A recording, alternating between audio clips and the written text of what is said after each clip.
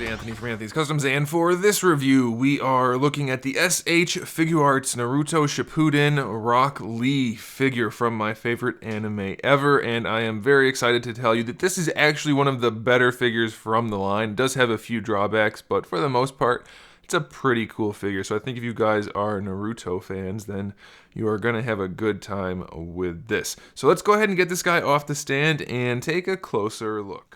This guy stands just about 5 3/4 inches tall, maybe a little bit taller than that, which makes him just about 15 centimeters. So he does have a little bit of size to him, and overall he is pretty aesthetically pleasing. You can see we have a few molded colors. We have the lighter green, the dark green, and then some other things here and there. But the paint job is what really stands out on this guy, though it is kind of minimal. What they have on him is very nicely done. These two little rivets up here and the silver down the center for the zipper are incredibly shiny, really nice silver paint, and they are very clean.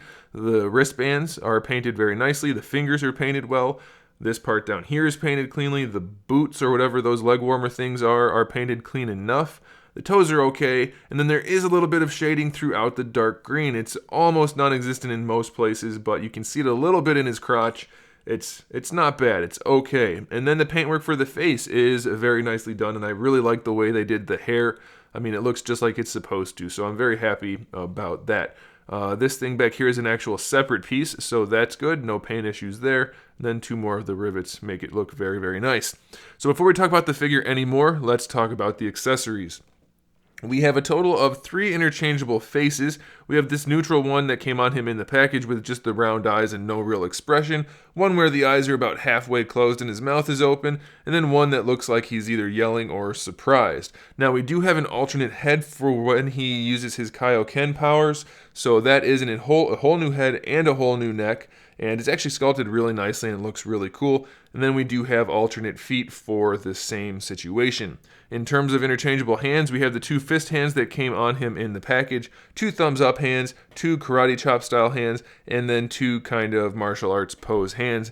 And for when he goes Super Saiyan, we have 2 of the red colored hands in the same pose. So definitely a lot of posing options for this guy, so hopefully the articulation is going to live up to the accessories. So let's go ahead and give that a look. Will the head move around nicely inside that collar?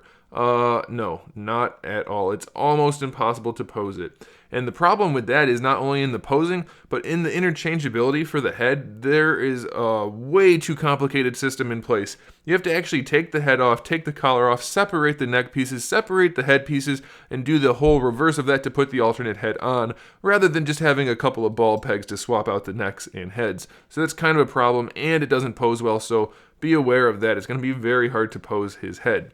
For the shoulders, we have a butterfly joint, which isn't terrible. It comes out pretty far. Not really far enough to really make a difference. As you can see, the arm is still just straight, but it doesn't look bad, so I'm not going to fault him too much there. It is a ball peg that connects to that, so you can move it around very nicely. The shoulder hinge works very well, so that's fantastic. You can actually use up here as a bicep swivel if you want, but you do have a full-on bicep swivel right in the bicep, so that's really good. Double jointed elbows, not the absolute best looking design, but they are functional, so I can't complain too much about that. That's pretty good.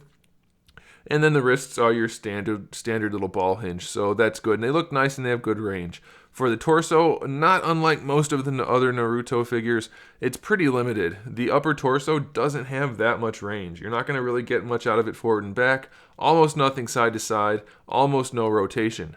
This is a floating piece right here. The belt hides the rest of the articulation, which is pretty good because the lower torso does have a little bit better range. You can move it around a whole lot. It rotates and it leans much better. So even though the upper part's pretty limited, he should be posable enough for most poses. He's not going to be in any crazy poses, but it'll be probably good enough.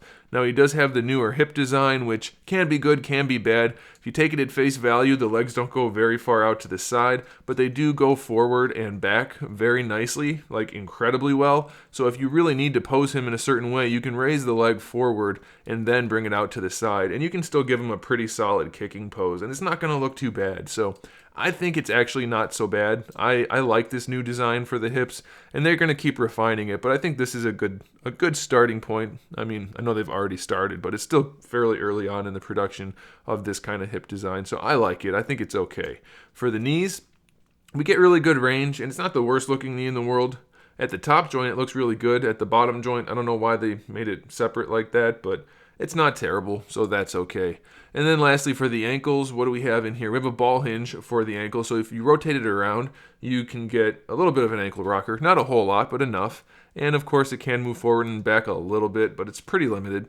And then we have our toe hinge, which is actually really good. It's fairly stiff, and it's in the right location, so all in all, it's not a perfect figure by any means, but it's pretty darn good. So if you like this character or the anime, then you're probably going to want to pick this one up. It's one of the better of the bunch, and it doesn't have too many serious problems. So there it is, guys. Thanks for watching. Make sure you subscribe to the channel. I have new videos up every single day. We talk about action figures, movies, TV shows, video games, all kinds of fun stuff. So make sure you come back for that. Give the video a thumbs up if you liked it, and in the meantime, keep collecting.